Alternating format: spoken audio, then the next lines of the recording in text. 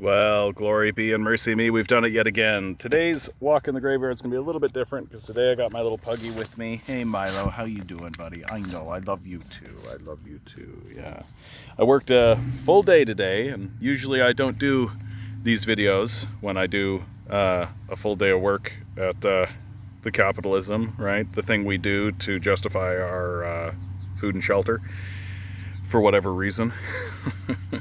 But today, just relaxing in the park, and I'm really realizing that I've got to talk about the wildfires, right? Climate change.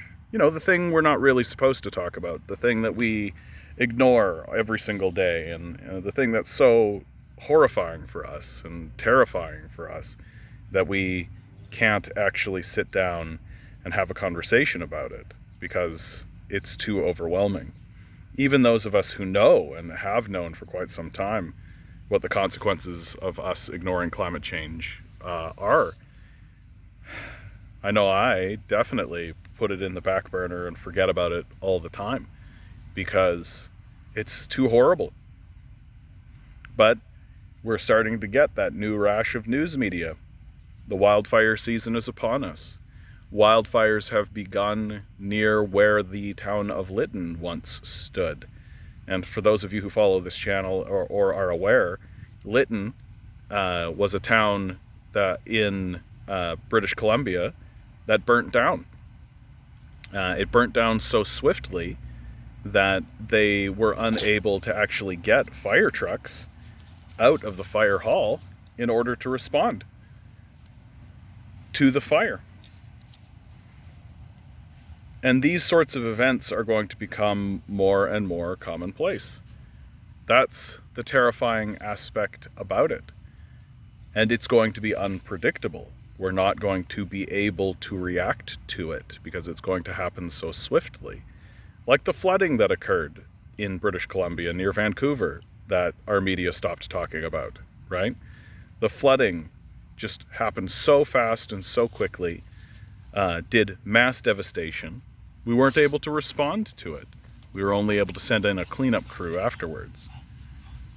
I think about, like back in the 80s, there were holes being punched into the ozone layer, and these holes are beginning to return now because of what we are doing. Well, what happens if one of these holes appears above a major city epicenter? We know. And there's a childish response. There's a childish response coming from the liberal class. Oh, I know, buddy. I know. Grumble, grumble. I know. I said the liberal class, and what happens? Okay. He's a good communist dog, right? We've got a good communist dog back here. You say liberal, look what happens. Okay, Milo, you're okay. That's a good boy. Protecting us from liberalism, right? What's their response? Right? Oh, we're just going to make a new technology. We're going to make a new technology. That'll do it. We'll make a new technology. That'll do it. Right? When the heat comes, when the wildfires come, it's going to blow your air conditioners up. It's going to blow your Tesla electric vehicles up. It's going to destroy your carbon capture devices. It's going to blow all of that up. You're not going to be able to technology your way out of it because the heat of the sun will scour the earth. That's what makes what's happening so shocking. So unbelievably shocking. Because what is it for? Right? Why are we so incapable of responding to this overwhelming, overt, obvious crisis that is directly in front of us? I think there's two reasons. The first is that it benefits the oligarchy and the billionaires in the short term, and that's as far as they think. It benefits them and their pocketbooks to keep the oil flowing. just keep running everything on oil, just keep pumping the oil, oil, oil, oil. It's going to make us a bunch of money, and that's all we care about. We have come to worship money, that the worship of money above human life, above anything, right, is what we are looking at. And then also, I just think we're too childish. I think that's the second point. We have become a nation of children, and that includes our leadership. I don't think we are adult enough, or grown up enough, or rational enough, or reasonable enough, or any of this, to actually think, oh, I've got to put my toys in the toy chest. I've got to give it up. We've got to put it away, right? Got to actually protect our children and our families and our legacy and our cultures and our civilization and all of the stuff that we've built, and we've got to work to improve the next iteration, and all of that. That's all been pushed away. We've become a childish people watching idiotic remakes of cartoons that we watched when we were kids, right? All of this Marvel shit, all of this like magic Harry Potter garbage, all of this stuff. It's all just our childhood being remade and revomited at us so that we stay in this childish state, and we never actually stand up and say, like adults would say, no, this is absurd and it needs to end. And the consequences are going to be extraordinarily dire. I have my eyes on the city of Kamloops. Kamloops is a city of about 100,000 people, not that far away from where Lytton stood. And as the wildfires begin to sweep through British Columbia again, I have deep concerns about Kamloops. The wildfires always surround that city.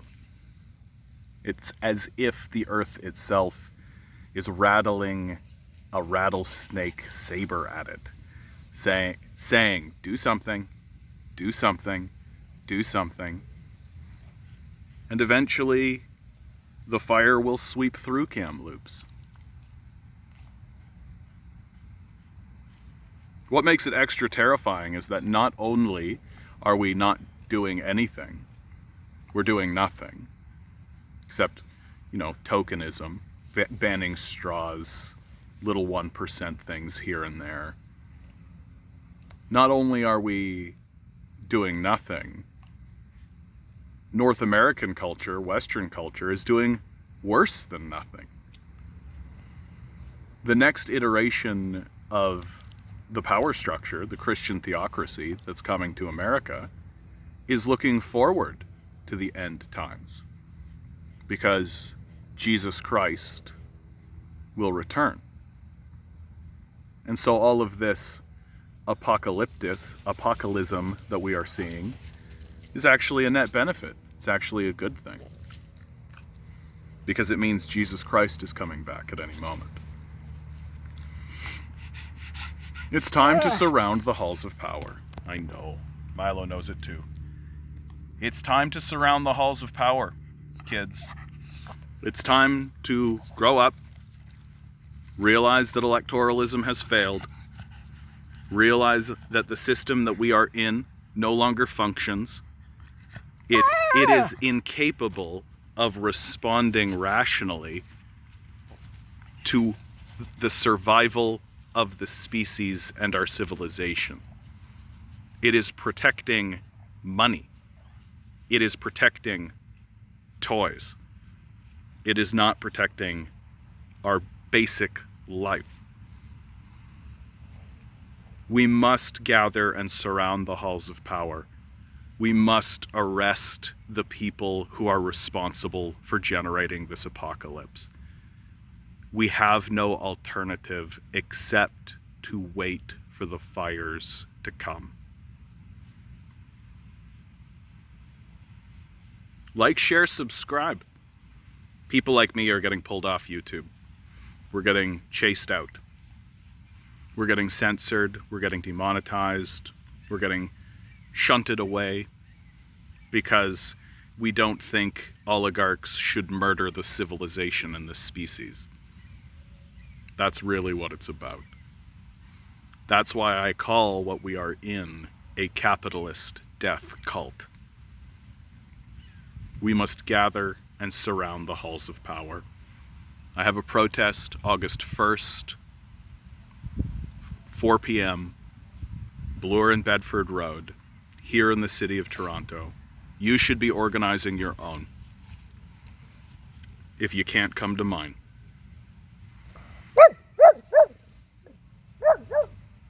Always remember, guys, you are a quantum being, walking around in quantum energy.